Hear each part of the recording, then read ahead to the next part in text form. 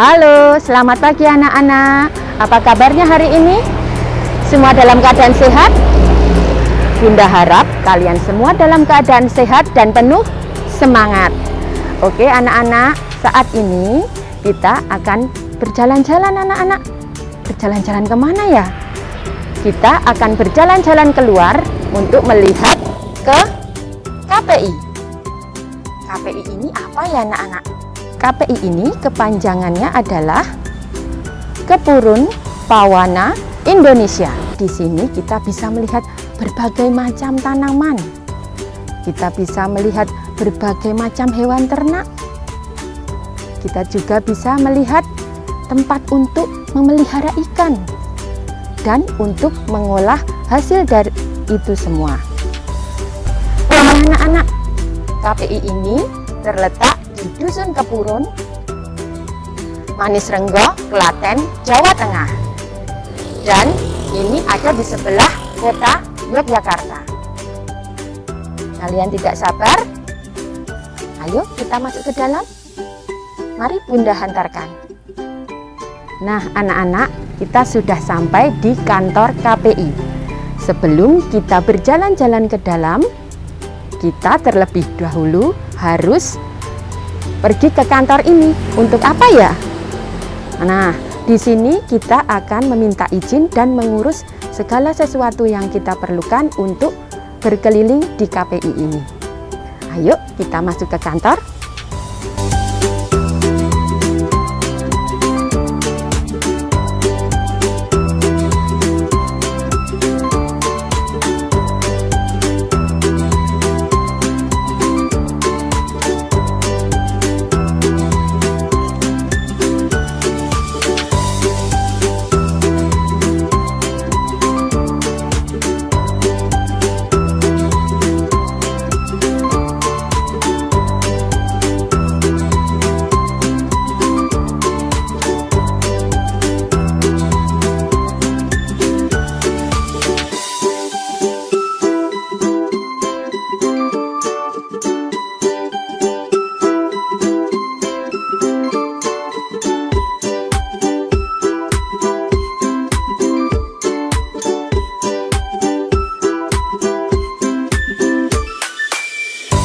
Nah anak-anak, kita sudah masuk ke dalam kantor KPI. Nah di sini kita akan berkenalan dengan Bapak petugas. Nanti Bapak ini akan menjelaskan apa itu KPI. Kita memulai saja ya. Silahkan Pak. Anak-anak sekarang berada di PT Kebun Pawana Indonesia yang disingkat dengan PT KPI. Mohon diperkenalkan, nama saya Suhun. Anak-anak bisa memanggil Pak Suhun. Kebetulan di PT Kebun ini saya ditugasi untuk mengelola atau sebagai manajer bidang agrobisnis, diklat dan kunjungan. Sehingga adik-adik nanti akan kita ajak untuk melihat-lihat apa yang ada di PT Kebun Pawana Indonesia. Adik-adik bisa melihat ternak. Di sana ada ternak kerbau, ada domba, ada kambing, kemudian ada rusa, dan juga ada kuda. Kemudian anak-anak juga bisa melihat bidang perikanan. Di sana ada kolam-kolam yang diisi ikan dan adik-adik bisa melihat usaha bidang perikanan. Kemudian juga ada bidang pertanian. Kita tanam macam-macam sayuran yang bisa adik-adik gunakan untuk pembelajaran, dan juga hasilnya dari hasil pertanian, peternakan, dan perikanan itu merupakan makanan yang sering kita butuhkan sehari-hari. Adik-adik bisa banyak belajar mengenai bidang agrobisnis ini. Jadi PT Kebun bergerak di bidang agrobisnis, pertanian, peternakan, dan perikanan. Juga ada resto dan pemancingan juga ada Bu. Jadi seperti itu, adik-adik akan lihat semuanya. Kemudian adik-adik juga akan kita ajak untuk praktek bagaimana cara menanam sayuran di dalam polybag. Kemudian juga bagaimana cara membuat telur asin. Jadi Nanti adik-adik bisa bertanya di setiap unit yang kita kunjungi kalau ada pertanyaan yang kira-kira dibutuhkan. Saya kira seperti itu. Monggo adik-adik, kita akan segera berkeliling di PT Kebun Pawanan Indonesia ini. Terima kasih Pak atas penjelasannya. Kami mohon izin untuk berkeliling di KPI ini. Monggo, silakan Bu. Nah anak-anak, kita sudah sampai di ruang aula KPI. Nah, di aula ini merupakan tempat untuk pertemuan anak-anak. Di sini juga merupakan tempat untuk kita transit sebelum kita berkeliling ke KPI ini. Nah, di sini kita juga akan diberi penjelasan oleh petugas sebelum kita berjalan-jalan berkeliling di KPI ini. Nah anak-anak, kita sudah sampai di koperasi KPI. Di koperasi KPI ini tempat kita bisa membeli hasil pengolahan yang ada di KPI. Kita bisa berbelanja di sini anak-anak dan menikmati semua hasil pengolahan di KPI ini. Ayo kita masuk anak-anak.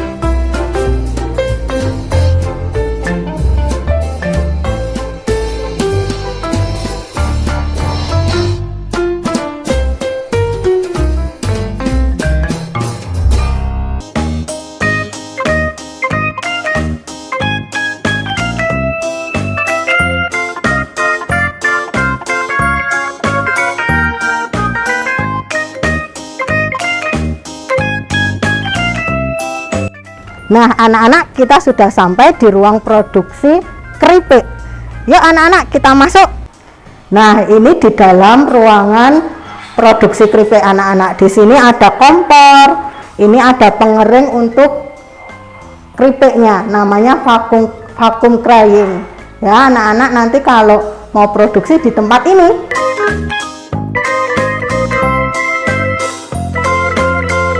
Anak-anak, kita saat ini berada di lahan pertanian. Nah, saat ini Bunda Siska berada di lahan pertanian sayuran. Nah, ini adalah lahan pertanian dengan media tanam tanah. Nah, tanamannya yang ada di sini adalah selada air. Nah, anak-anak, kita mau coba lihat tanaman yang ada di sini.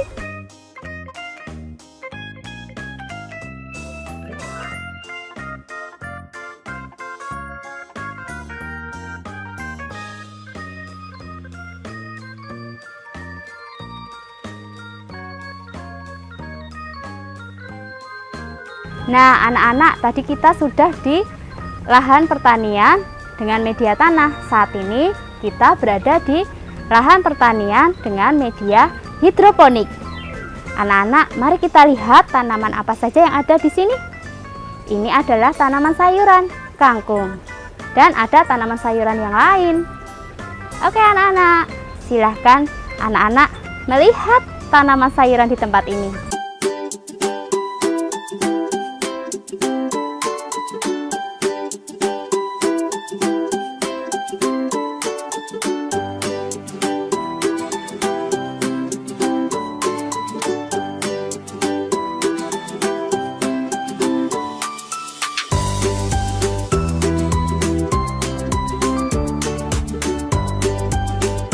Nah, anak-anak, saat ini Bunda Siska berada di area pertanian dengan media tanam aquaponik. Nah, di sini dengan sistem hidroponik digabungkan dengan aquaculture. Nah, seperti ini anak-anak, aquaponik.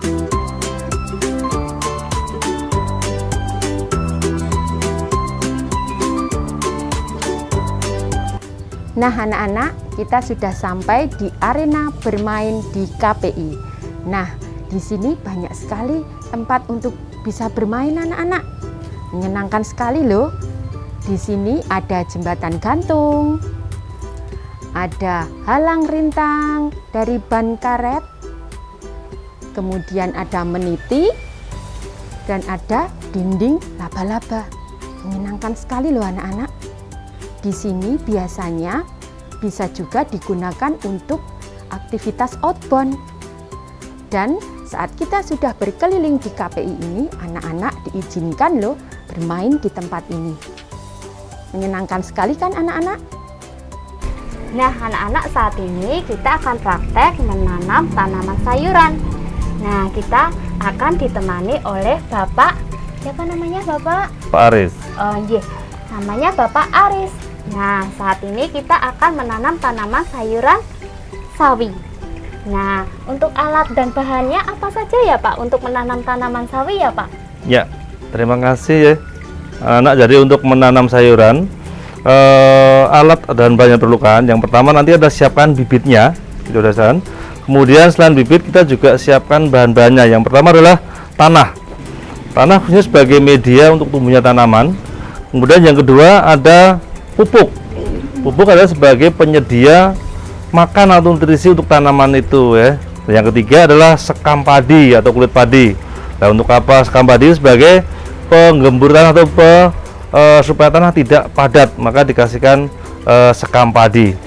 Kemudian selain ada tanah, ada pupuk, kemudian ada sekam, jadi juga ada polybag ya. Polybag sebagai tempat untuk menanam ya. Jadi menanam itu tidak harus di kebun, tidak harus di tempat yang luas, tapi menggunakan polybag bisa kita gunakan untuk menanam.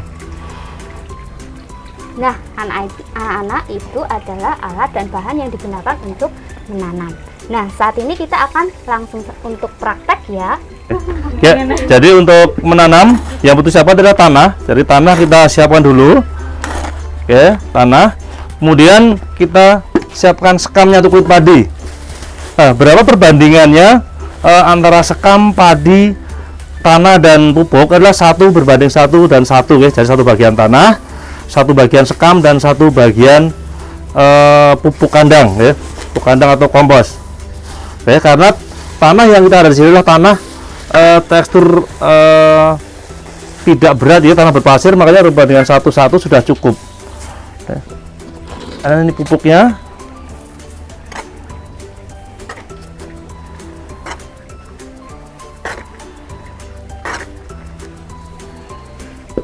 Kita campur sampai tercampur merata. Jadi nanti media yang kita siapkan ini kita sebut dengan media tanam ya. Jadi media tanam itu adalah media untuk tumbuhnya tanaman tersebut ya. Jadi supaya media itu gembur, supaya media itu bagus, maka harus ada ketiga bahan yang kita campurkan ini.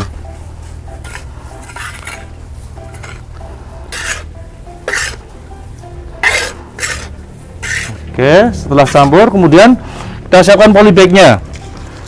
Karena tanaman yang mau kita tanam tanaman kecil yaitu sawi atau caesim, maka polybag kita siapkan polybag yang kecil dulu. Kita isi polybag dengan media sampai penuh.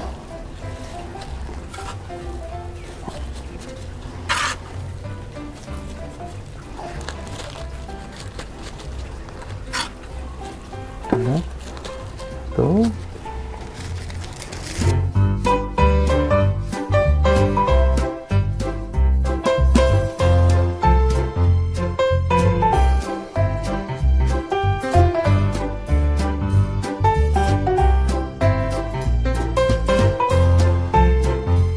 Ya, kemudian kita siram supaya tercukupi kebutuhan airnya. Nah. Ya, ini adalah bibit yang kita siapkan, bibit caesim atau sawi. Jadi bibit ini sebaiknya kita tanam dari cabut, itu secepatnya kita tanamkan. Karena kalau udah terlalu lama, bibitnya akan layu. Ya. Jadi semakin cepat ditanam semakin bagus. Dan umur bibit caesim ini kira-kira 2 minggu ya. Dari 2 minggu adalah bibit yang pas atau siap untuk kita tanam. Nah, kalau sudah siap, cara menanamnya tinggal bibit yang sudah kita siapkan ini kita bikin lubang di bagian tengah, menggunakan jari boleh atau menggunakan kayu boleh. Lalu akarnya kita masukkan, kemudian kita tutup menggunakan tangan begini. Nah, ya begini. Karena baru ditanam dia pasti agak layu ya. Tapi nanti setelah sore hari atau besok hari dia akan segar kembali. Oke, jadi kalau usah takut kalau layu itu akan mati, dia tidak akan mati. Ya. Ini jadi proses menanam sangat mudah. Silakan untuk dicoba anak-anak sekalian.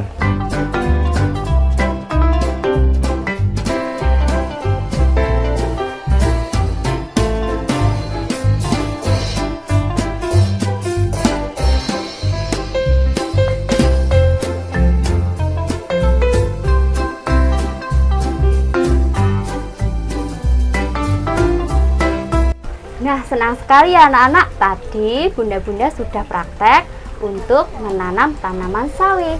Terima kasih sekali ya Bapak Aris sudah menemani kami, sudah memberi kami tentang alat dan bahan, memberitahu kami cara menanamnya. Terima kasih ya Bapak Aris. Sama-sama Ibu. Halo anak-anak. Nah anak-anak, kali ini Bunda Puji akan mengajak anak-anak untuk berkeliling di area peternakan. Kali ini Bunda Puji ditemani oleh Bapak Aris. Bapak Aris, saya mau tanya, di KPI ini binatangnya apa saja ya Pak? Ya, jadi untuk yang ada di PT KPI kita ada berbagai macam binatang ternak ya. Jadi yang pertama kita ada domba sini, kemudian nanti juga ada kambing. Nah, jadi harus dibedakan antara domba dan kambing. Jadi berbeda antara domba dan kambing. Kemudian nanti juga ada kerbau di sana. Kemudian ada lagi rusa, ya rusa. Jadi untuk masing-masing fungsinya atau tujuan peternaknya, kalau kambing, domba jelas mau diambil dagingnya, okay? Atau yang kambing bisa ambil susunya, kayak itu kambing etawa. Kemudian kalau kerbau itu selain diambil dagingnya, sebenarnya bisa juga dimanfaatkan tenaganya aja untuk membajak sawah, ya, untuk menarik gerobak, ya itu salah satu manfaat dari kita memelihara ternak. Kemudian kalau rusa, jadi rusa itu adalah termasuk binatang langka yang dilindungi ya. Jadi bukan untuk diternak untuk diambil dagingnya, tetapi untuk ditangkarkan, yaitu untuk diperbanyak ya. Karena termasuk binatang langka. Jadi ada undang-undang yang melarang untuk berburu atau membunuh binatang rusa tersebut. Ya, jadi untuk selain diambil daging dan kotorannya, binatang ternak ini juga sebagai ternak koleksi untuk pembelajaran anak-anak di luar sekolah.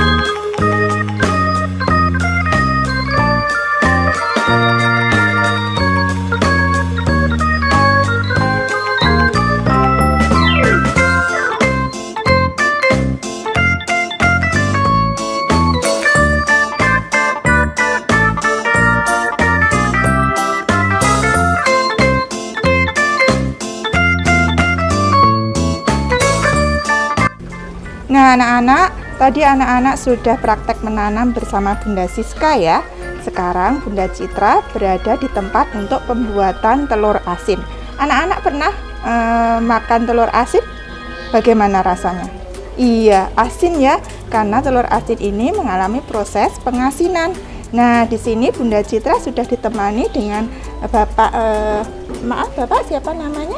Widodo. Bapak Widodo. Kita akan bersama-sama praktek untuk membuat telur asin. Nah, Pak, untuk pembuatan telur asin ini alat dan bahannya apa saja ya? Ya, yang perlu kita sampaikan untuk alatnya itu ada ini penyaringan atau pakai setrimin, juga ada pemukul, bisa pakai palu, juga ada ember, gayung, sama nampan. Itu alatnya. Sedangkan bahannya itu ada bahan utama adalah telur bebek, lalu batu bata, garam, abu dan air. Itu bahannya. Nah, itu tadi alat dan bahan yang digunakan untuk pembuatan telur asin. Yuk, sekarang kita bersama-sama praktek cara pembuatan telur asin. Batu batanya kita pukul pakai alat pemukul batu bata biar halus ya. Terus nanti setelah halus, setelah dipukul-pukul kita saring pakai penyaring. Nah, seperti ini. Terus jadinya nanti seperti ini. Ya. Nah. Terus langkah selanjutnya ya. Itu kita takar untuk membuat pastanya ya. Jadi nanti untuk perbandingan batu bata halus 4 kilo atau ditakar 4 taker, terus garamnya 1, jadi 4 dibanding 1, 4 batu bata halus 1 garam ya. Terus diaduk sampai rata ya, dikasih air secukupnya, jadilah seperti ya. Nanti setelah dikasih air diaduk ya. Nah, jadilah pasta ini. Ya, ini namanya pasta. Kalau air cukupnya. Terus langkah selanjutnya telurnya dibersihkan, dicuci bersih. Ya, terus dicuci bersih, ya. Bisa pakai sabun, bisa penyuci piring bisa ya. Yang penting bersih. Nah, terus setelah itu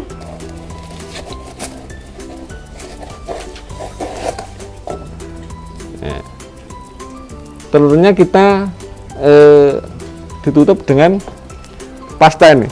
Ukurannya kurang lebih pastanya sebesar telurnya, ya. Kurang lebih hanya sebesar telur, ya.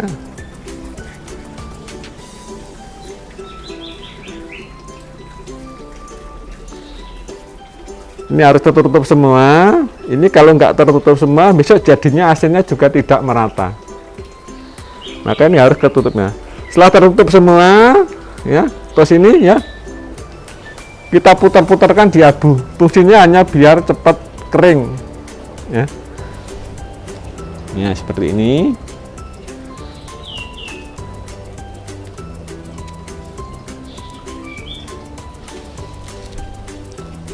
Terus jadi seperti ini. Setelah ini ya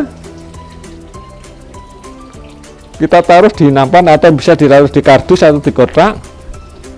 Setelah ini terus kita simpan minimal 1 minggu, maksimal 3 minggu, ya. Kalau mau dibuat rasa sedang, disimpan 7 sampai 10 hari. Kalau mau dibuat asin 11 sampai 15 hari. Kalau mau dibuat rasa asin sekali 16 sampai 21 hari, ya. Nanti setelah minimal 1 minggu ini kita kupas, ya. Kita kupas, kita bersihkan telurnya, terus dicuci bersih, baru direbus. Untuk perebusan, ya. Untuk perebusan nanti bisa dimasaknya, bisa dikukus, bisa di oven, bisa didang, bisa direbus, bisa, ya. Nanti kalau direbus masuknya air dingin, ya. Nanti setelah dimasukkan ke air dingin terus api dinyalakan, perebusan selama kurang lebih 2 jam, ya. Setelah 2 jam api dimatikan, tunggu airnya dingin baru diangkat, ya. Nanti kalau airnya belum dingin diangkat, nanti telurnya banyak yang retak, banyak yang pecah, ya.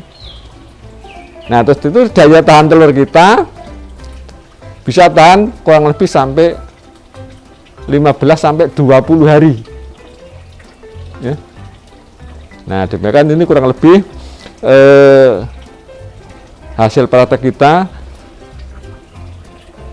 sampai dengan perebusan.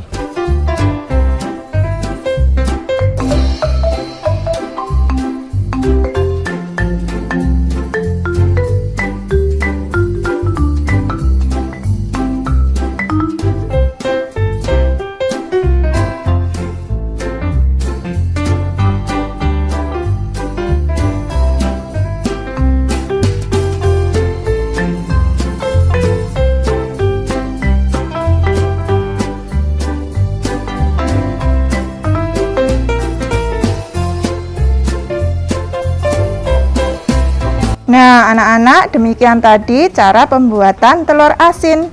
Hasilnya seperti ini, anak-anak. Anak-anak bisa juga mencobanya di rumah ya.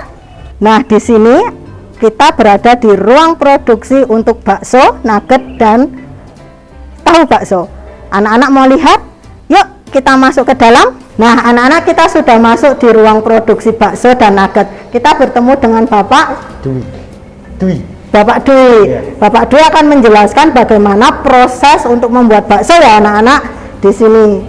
Di sini ada apa nih, Pak? Ini namanya alat penggilingan untuk buat mencincang daging.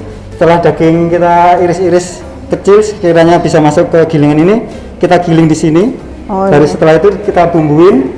Baru setelah dibumbuin kita masukkan ke mesin mixer yang itu buat mengaduk sama buat melembutkan. Fungsinya buat mencampur tepung, bumbu dan buat menghaluskan dagingnya gitu. Oh ya anak-anak, ternyata di sini ada mesin penggiling daging. Setelah daging digiling nanti sudah halus, nanti kita ke mesin yang itu anak-anak. Yuk ikuti. Nah anak-anak, ini loh mesin untuk mencampur dagingnya. Ya Bapak boleh jelaskan. Ini namanya mixer, fungsinya buat menghaluskan daging sama mencampur bumbu sama tepung. Jadi prosesnya di sini buat menjadikan adonan sebelum bakso itu dicetak ke mesin pencetak yang di sebelah sana itu. Oh ya, ini mesin mixer anak-anak namanya. Nah anak-anak tadi sudah melihat bagaimana daging dicampur di mesin mixer, sekarang dagingnya masuk di sini. Ini untuk apa nih Pak? Ini namanya mesin pencetak bakso. Jadi kita mencetak bakso itu pakai mesin ini biar cepat prosesnya. Soalnya ini 1 menit kurang lebih bisa menghasilkan 200 sampai 250 butir per menitnya. Oh iya. Butiran bakso. Berarti di sini nanti baksonya akan sama ukurannya anak-anak. Iya. Nih seperti ini. Nah, ini ukuran yang paling gede. Nanti bisa untuk ukurannya kita ganti pisaunya yang di sebelah sini. Di sini. Oh okay. Ini kan bisa diputar juga ya. Mau dinyalain nggak? Coba Pak. Oh, bisa turun di sini Pak. Setelah di sini kita rebus sampai matang. Setelah matang kita dinginkan di sebelah sini. Oh ya, berarti setelah dicetak baksonya, baksonya setelah dicetak kita masak di sini. Setelah itu kita dinginkan di sebelah sana anak-anak. Nah ini tadi proses pembuatan bakso. Nah anak-anak, setelah bakso tadi didinginkan, diapakan deh Pak? Baksonya setelah dingin kita kemas, kemudian kita masukkan ke dalam freezer supaya awet, ya cepat basi. Karena bakso kita nggak pakai pengawet, jadinya cuma bisa bertahan kurang lebih 24 jam. Jadi 1 hari 1 malam gitu. Oh ya, berarti itu harus disimpan. Kalau nggak disimpan nanti basi gitu. Ya, berarti anak-anak baksonya setelah dikeringkan disimpan di sini di freezer. Nah, seperti itu ya anak-anak proses produksi bakso hari ini. Dan saya ucapkan terima kasih pada Pak Dwi sudah menjelaskan prosesnya. Iya.